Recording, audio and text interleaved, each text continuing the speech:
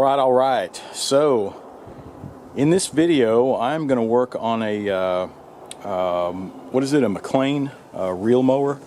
And it was a while back. I had actually filmed, an intro to it, but never got around to actually do anything with it. But I can show you that first clip. All right, so I got a new project going on here, and this is one, hopefully it'll be some fun added to it. It's something I've always wanted, and I've never owned one. I've worked on plenty of them, but I had found a Mclane reel mower on Craigslist. So I went and picked it up, and it looks like there was a lot of rust and stuff to it, but I think it'll be kind of fun. I might just restore the whole thing and hang on to it. It's something I've always wanted. Like I said, I think they're neat mowers, but let's take a look. So there she is. This is a Mclane commercial series, and you can see there's a lot of rust around on it, and can't tell if anything's bent up or anything, but it is kind of tight when I try to roll everything around. Yeah, so you can see there's a lot of rust under there. The blades are all rust, and the blade there looks okay, but and this is after I power washed it, so keep that in mind.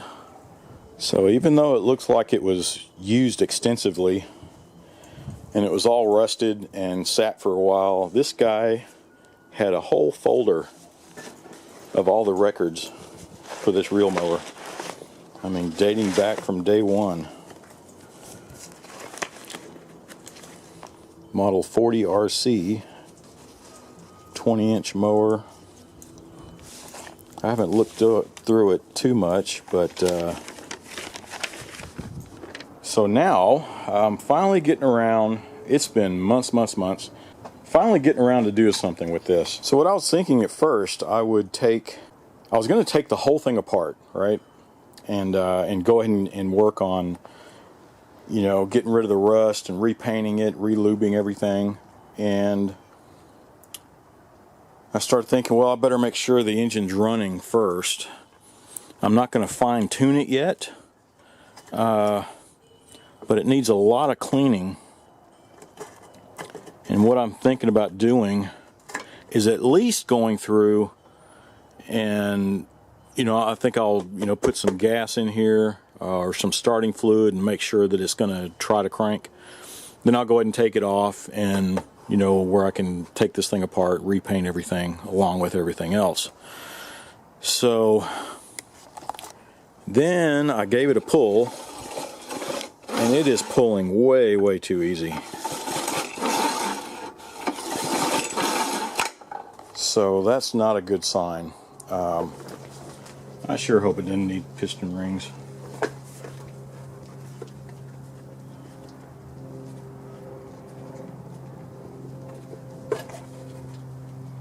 Whew. This thing's really rusty in there.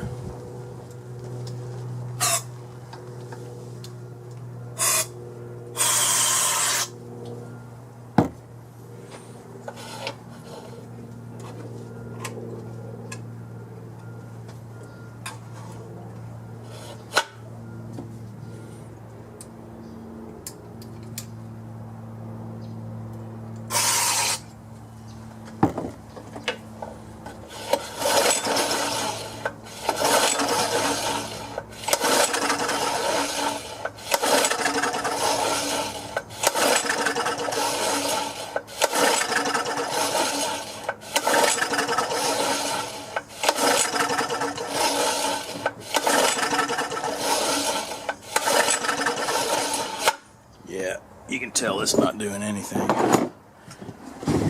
Let's check for spark.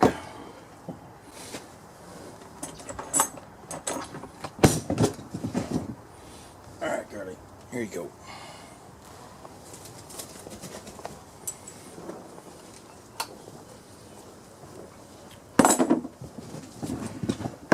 Here's my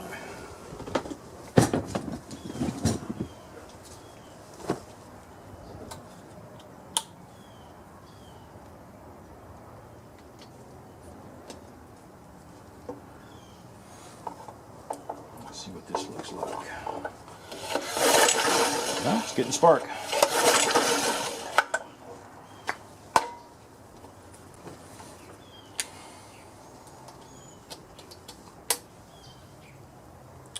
I'm going to try something else real quick.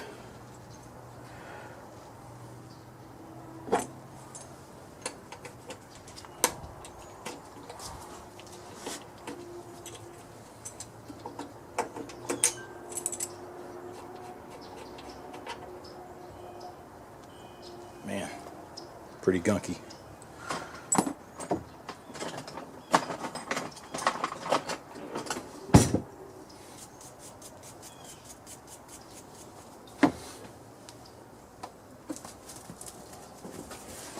Alright, so this time I'm going to put some carbon choke cleaner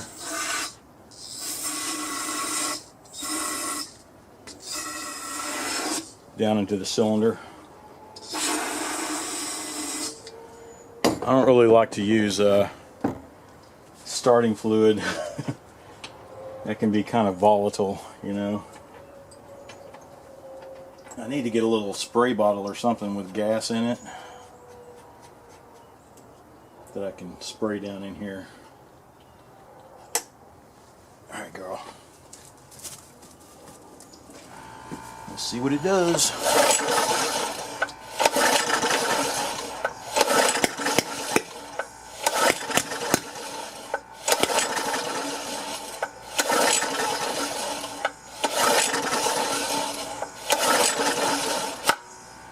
All I heard was some popping.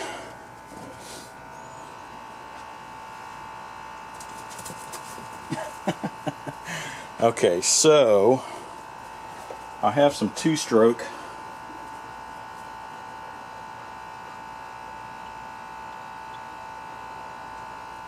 Put a little bit down there and see what that does.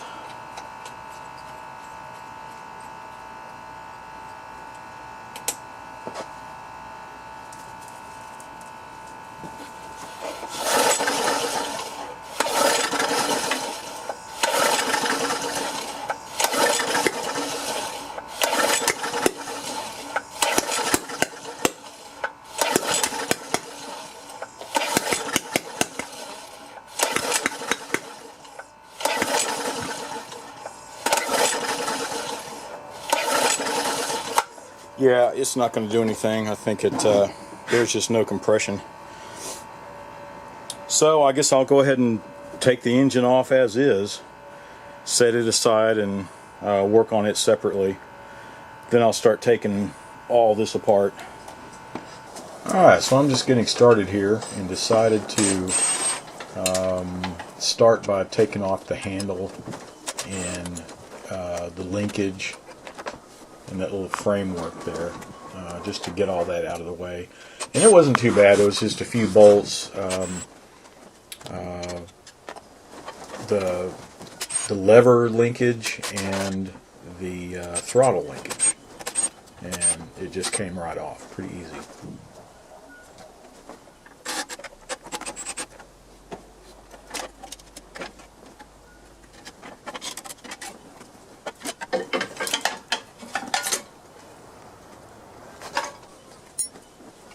So I decided to take a look and see if I could take the engine off right away and set it aside. Now these rear two bolts were fairly easy to get to. You can see it was just easy access. But then when I turned it over and you take a look, it's like, wow, it was kind of tough to reach those two front bolts. So decided to take off some of the covers, that main cover that went over the front, but I don't know what you call it, a scoop or something like that. But to do that, I had to take a bunch of other stuff off. You can see how it just domino effect here. So I turned it over and took off that bottom blade, and then I was able to take that shield off.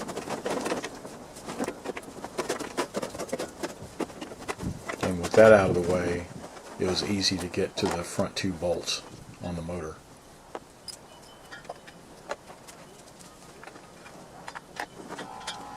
or should I say engine.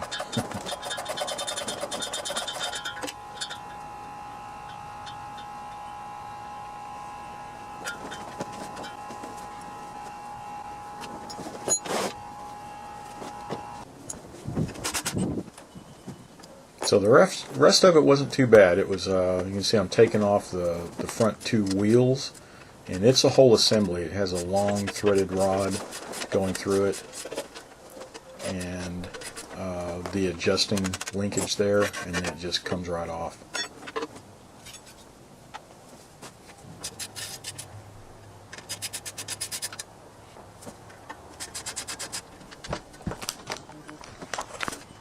So there I was trying to go ahead and take off the blade, or blades.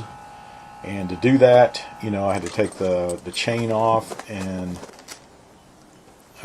you can see I'm trying to get the that gear off there, but it was just kind of frozen on there, and it was even missing a set screw, but it was just jammed in there. So you can see I had to use that puller to get it off. But after that, it just came right off. So now I was going to try to take off that rear wheel, and you can see the chain was just jammed on there,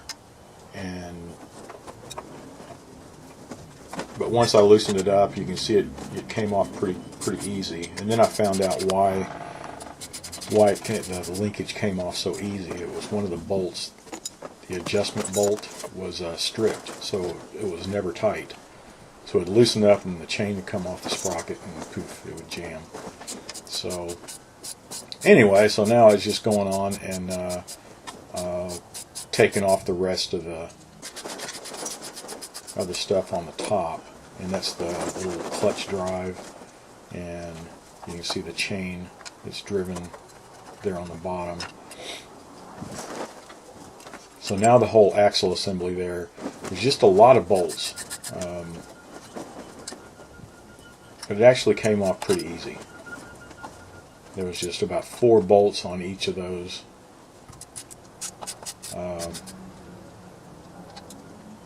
And then 3 or 4 more on the outer. Yeah, I can't remember how many of them there, but there was quite a few bolts holding that thing on, so it was pretty sturdy, to say the least. But once it's off, it was just really no problem.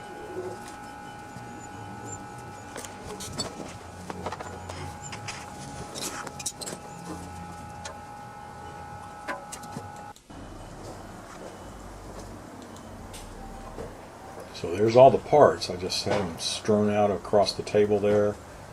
And there's the engine. There's the blade and the rear axle and the main housing there. So it's all apart, just ready to get started on cleaning up and getting those suckers painted. Alright, I'm going to soak these chains in some Evapor Rust.